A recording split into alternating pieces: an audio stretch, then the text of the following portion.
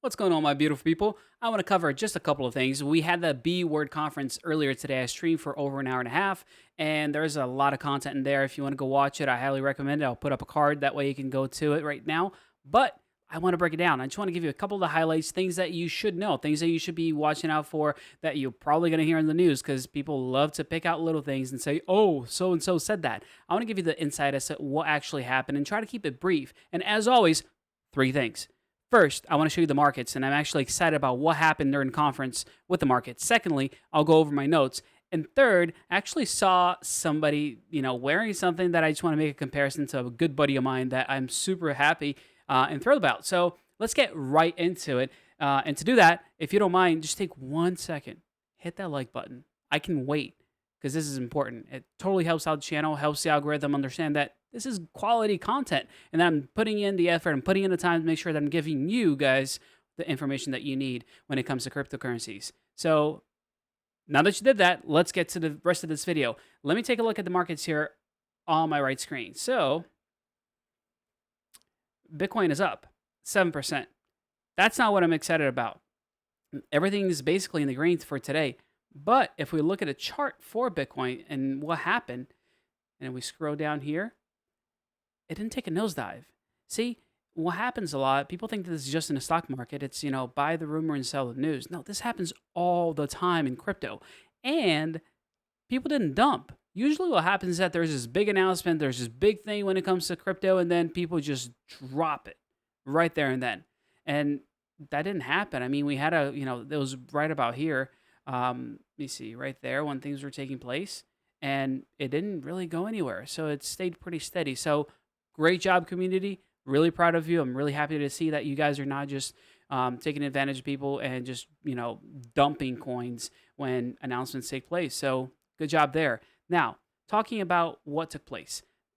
There wasn't a lot of things that were like super unexpected. There were a few nuggets of information that came out that were like, oh, that's interesting.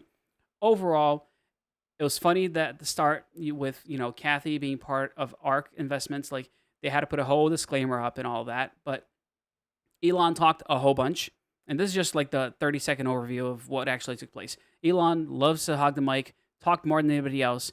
Cathie was very analytical with the things that she was saying, with the way that she approached questions. And Jack, man, Jack gets it. Like Jack is one of my favorite people when it comes to cryptocurrencies, just because he understands that it's not about money, it's about people. People really drive this. And if we want to have an impact and a change in this world, that's how it starts. You don't connect with money, you connect with people. At the end of the day, you can have all the money in the world. And like I was saying in the stream, like, what are you going to do with it? Oh, I should go to space because nobody else is doing that. I guess that's all I can do now. You got your Jeff Bezos of the world. Like, that's what's going on, right? So Jack understands that crypto is fantastic, not because of money, but because it connects people. It allows people to have more. It allows people to take things to the next level. So really, really happy with his approach and the way that he looks at things. It wasn't really nice the way that, Elon kind of took a few stabs at him, but we'll get to that. So everything started out with a question of what's up with Bitcoin? Like, can it store value? Is it good for transactions? Like, how does that work? And the consensus around the board was that bottom line, it's not really a good option for transactions because it's slow. It's not very cost effective. And until there's a layer 2 solution implemented across the board that's highly effective, like the Lightning Network, it's going to be a little bit hard to implement Bitcoin as like a regular day-to-day currency. Now, the nuggets of information that I was talking about was when Elon decided to say that he owns Bitcoin, some ETH, and Dogecoin, but mostly Bitcoin. So that was one of those things that people don't really expect to hear. Like people are, especially of his caliber, this sharing how much he has, kind of what he's holding. Jack was really excited about this question, and his big thing with Bitcoin is that he's excited about it because it's trustless, right? So there's no supervisory board looking over it. It's transparent. You can go in the ledger and see who paid who. You can see exactly what's going on. And then from there, you jumped over to Elon talking about how he here's the quote: "I might pump it, but I don't dump it." I don't know how true that is. And his whole thing is that, it wouldn't be financially viable for me to take that approach because both Tesla and SpaceX own Bitcoin. Nobody knew that before, that SpaceX had actually put Bitcoin on their balance sheet. And that was actually the bigger, nugget of information out of this. I might pump it, but I don't dump it, because who else is holding it, right? Like, there are rumors that Apple has been buying Bitcoin, and we're going to hear about that on Tuesday. So if we see larger corporations like Apple with Bitcoin on their balance sheets, that's actually a really positive sign for the whole system, and it could drive the price of Bitcoin further up. Um, and the big question that came up, for Elon when it comes to Tesla and the company that he runs, is that, what's up with Bitcoin? Are you going to accept Bitcoin again? Everybody wants to know that. And especially because the latest report on Bitcoin, show that, 50% of the energy consumed by the network is green energy. And he basically gave the cop out answer, right? He said most likely, but the price increase, has caused more mining, and hydro, solar can't keep up with all of that. And he added something that I think is going unnoticed by a lot of people. He said that we will have to do some due diligence before accepting Bitcoin again. I really wonder what he means by that. What does a due diligence really mean? Is he talking about how eco-friendly the coin actually is, or was it something else? Now, Cathie, I love how Cathie is very clear with her approach to things, right? So she was asked about ESG, which stands for Environment, Social Governance. And basically, she's, happy with Bitcoin. And it kind of counteracts what Elon was saying, because Bitcoin is much better than the banking systems right now. The banking systems, they suck when it comes to energy consumption and how, energy heavy they really are. If you're thinking about, all the branches that are out there, everything that goes on as far as your day-to-day banking, it's not that green. I don't care what people say. Like, there are plenty of reports that show that regular banking just sucks when it comes to energy consumption. When it comes to the social part of it, she brought up that, people, sending money back home, like they're working in the States and they're trying to support a family elsewhere. They sometimes pay from 8 to 30% to send that money out. That's a lot of money. That's a lot of money. And people don't realize that. People think, like, oh, yeah, it's not efficient, the regular banking, because ACH is really integrated. Like, no, guys, like, socially speaking, it stinks. If you're trying to send money across the globe, people are taking a chunk of change. If you're sending $100 somewhere and they're only getting 70 of that, that sucks. That's really, really bad. And when it comes to the governance part of it, this is where the humanity part of it really came out with Cathie, and she gets it, just like Jack, that I was saying. She was kind of giddy about the devs. Like, she was really excited about them, saying that they're excited to work on Bitcoin because they have a sense of purpose. Like, they could make more money elsewhere, but they enjoy being part of this project because they're really excited to work on something that's going to have a huge impact in the future.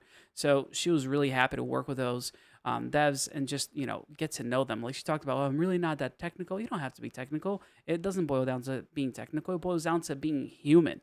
And I know it's technology. It's all, no, it's a human nature in all of this. That's what we connect with. That's why you're watching my video right now and you're not listening to some robot reading a piece of paper. Like, that's the reason. We desire human connection, and we need to understand that as a community all around, crypto. Guys, it's great what crypto can do for you, but let's think about a little bit bigger.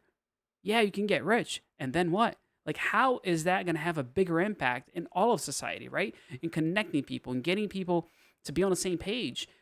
But I digress. So, Elon went on to kind of I don't want to say poke fun, but kind of almost tease Jack in regards to Twitter, saying, so, you really got to use Bitcoin if you want to make it a mainstream kind of thing. So, Jack, or is Twitter willing to accept Bitcoin for payments for their ads? Because that would take it to the next level. And Jack said, yeah, I agree, it needs to be used. So he kind of like didn't answer the question. Like, dude, I'm like, this is a live stream.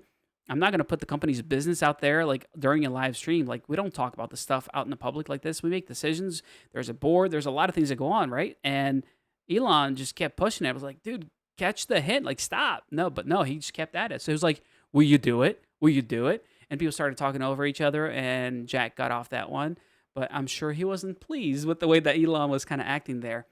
Which brings us to the closing, which was the future of Bitcoin. So Cathie kind of started out by saying that Bitcoin is considered an intangible asset right now when it comes to organizations when they put it on a balance sheet. And that she looks at that as being really antiquated, which it is, but people are taking advantage of it. Look at it this way. What this means is that if somebody buys, let's say $100,000 worth of Bitcoin and puts it on their balance sheet, if the price of Bitcoin drops, they can claim a loss on their balance sheet. So let's say it's now only worth 80.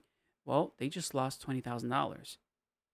Regardless if that price rises back up. So it drops to 80, then it goes to 120. Doesn't matter. You can still claim a loss of $20,000.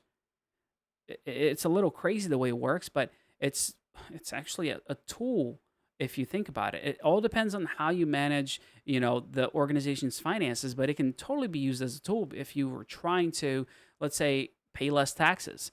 That's something that people can totally do. Not financial advice. Again, this is not tax purposes or anything like that. There's probably a disclaimer down below, but it's doable and people can really take advantage of the system with the way it's structured right now. Now, she also went to say that Bitcoin is a hedge against inflation, which is totally true. I mean, the dollar is definitely losing value daily, right? Like we're overall 5% inflation when it comes to the dollar, and that's a lot. That's a lot. And it's kind of disguised, right? Like you put your money in your bank and you're earning 1% interest on your money. You're actually losing 4% of that money every single year, but just by having that money sit there. Elon jumped up and said, in Europe there's a negative interest rate. So, I see the number on the accounts actually go down.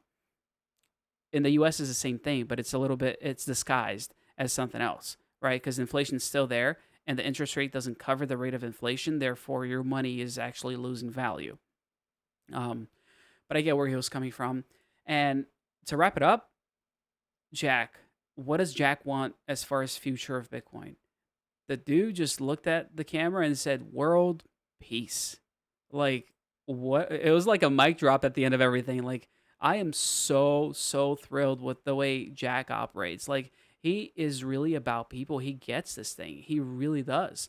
And that's the comparison that I wanted to make. So I have a really good buddy of mine. It's like when you peak, you can do stuff like that, right? Like when you get to where you want to be in life, you just kind of go, you know what? That's cool. Here, let me show you a picture of a buddy of mine here. It's cool. I'm gonna wear tie-dye shirts and live life. Like that's the way I see Jack. So this is a buddy of mine, Nate, and this is a shameless plug because he has no idea I'm actually even doing this. The guy is awesome. He's in a band that's doing pretty well. So he gets to wear tie-dye shirts, wear what the heck he wants, and people love him. This is him like rocking out, with his band. That guitar is sweet, by the way, with his tie-dye shirt. And I'll leave it with this. So if you guys want to check out a cool band, and they got both styles. They got the laid back stuff, and they have things that are way more upbeat. But check them out. I'll do a link on this one too because these guys they worked really hard. But it's Arizona. The band, if you guys haven't heard of them, they're pretty good peoples. And if you just look up Hold the Line, I'll put the link on here because these guys are awesome.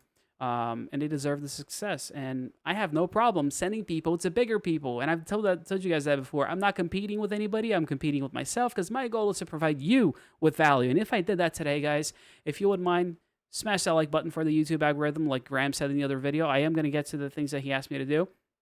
But it's been awesome. It's been a very enjoyable ride. A little tiring sometimes, trying to keep up with a full-time job, doing YouTube videos, and having a family. But it's been worth it. Knowing that I'm providing value, that I'm giving back to the community, that I'm doing something for you. So if you wouldn't mind doing something for me and smashing that like button, that'd be awesome. Make sure you subscribe. And if you find anything super cool, share it. That's how we grow the channel. That's how we let people know that things are happening here on Action Crypto. So thank you so much. You all are wonderful. And I will see you guys on the next one.